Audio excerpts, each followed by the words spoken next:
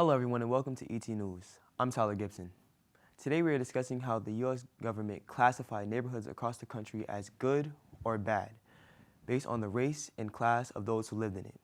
The neighborhoods denoted as bad were outlined in red on maps. These practices have come to be known as redlining. The purpose was to keep racial groups separated. On top of that, we have also heard about the idea or perception of the American dream and how its achievability is unequal for different groups of people. What we are here to discuss with Assemblyman Meeks is his idea of the American dream and how he believes this idea exists for people in our community. Additionally, we will be exploring how redlining has impacted our city. To discuss these important social issues, we have welcomed Assemblyman Meeks. Assemblyman Meeks is a Rochester native and currently lives in our city's 19th ward. Thank you so much for joining us today in the studio. Thanks for having me, Tyler. I'm excited to be here this morning and look forward to the conversation. Yes, sir. Okay, Mr. Meeks, we got some questions for you. First question is, what specific policies do you support in order to help desegregate our country and provide equitable access to resources and opportunities for all? I support policies that push back against the historic practices of the banks as it relates to redlining.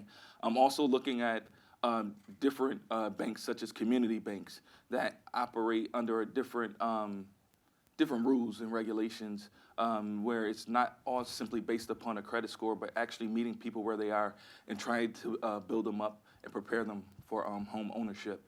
One of the things that I find a bit frustrating is having family members and friends that have, paid rent for the past 20, 30 years, always been on time with their rent, yet they don't own a home. Why they don't own a home? They may not have a high enough credit score. They may not be able to save up $5,000, $10,000 to put down as a down payment. But if you can pay your rent every month on time, you can also own your home and pay a mortgage. Right. But there's barriers to that. Yes, sir. Thank you. Yeah. We have another question. And that is, how has the governmental policies of redlining have a lasting impact on Rochester? I think when you look at some of the more challenging areas, such as the increase in the crime rate as it relates to murder, different activities that's going on throughout our community, I think it stems from redlining. When you had redlining go into effect throughout this country, in particular in Rochester, it pushed back against the opportunity to build generational wealth. A home is a form of passing on and building generational wealth. And when you put policies and racist policies in place to prevent people from actually owning homes and basically intentionally creating ghettos of sort, I think that creates a certain environment as it relates to concentrated poverty, which brings about other challenges. Got another question for you. We have, what responsibility, if any, do you think the government has in righting the wrongs of redlining? I think the government has a major responsibility to right that wrong.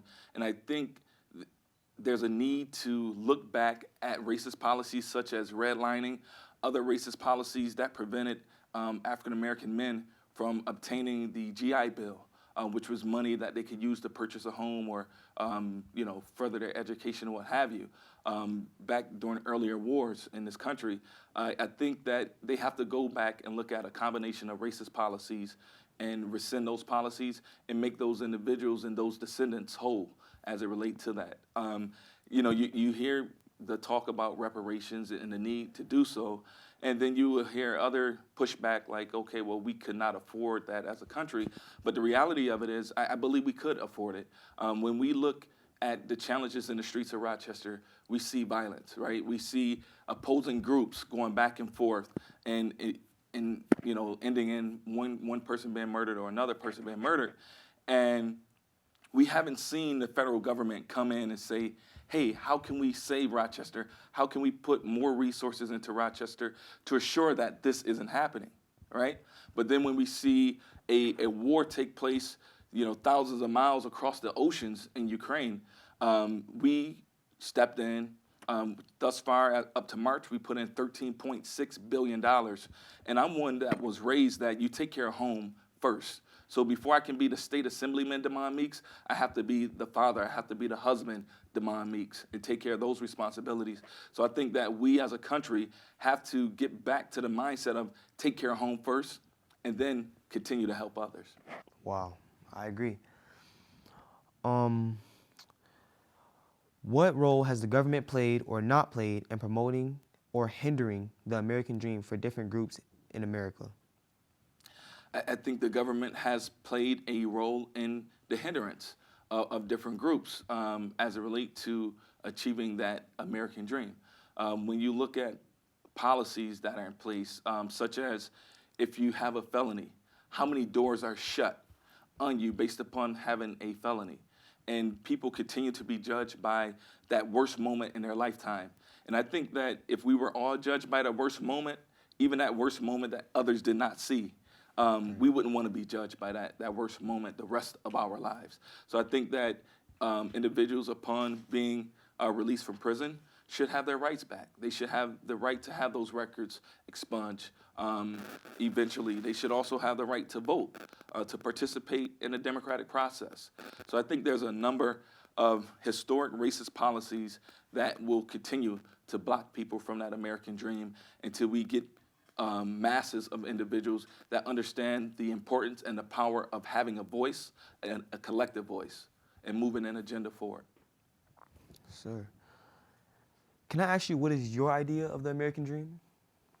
My idea of the American dream is interesting. Like, when you look at so many challenges and across the nation, so much of it goes back to the history of racism. And I'm convinced that racism is a public health crisis. If it's going back to the days of lynchings in America, even further back as it relates to the indigenous people being massacred, but then also coming forward and looking at a carceral criminal justice system. That's a major barrier and a major challenge. But for me, I think the American dream would consist of an America free of racism and discrimination, with individuals having a right to grow. You know, one of the things I wish that everyone would understand, especially as it relates to racist policies, as long as you're concentrating and focus on oppressing one group of people, you will never grow to your full potential.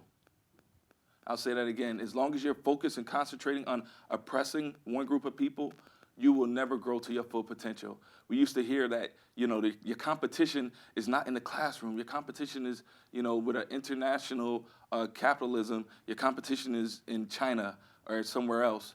But the reality of it is, when you look at the things that we have done as a nation, the different things that we have created as individuals, I mean, the sky and beyond is the limit.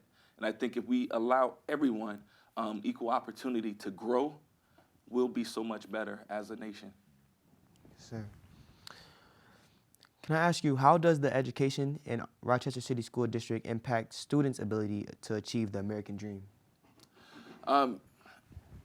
As a graduate of the Rochester City School District, and as a parent of Rochester City School District graduates, I see a number of challenges that we have in the district, and it can be frustrating at times. I think one of the major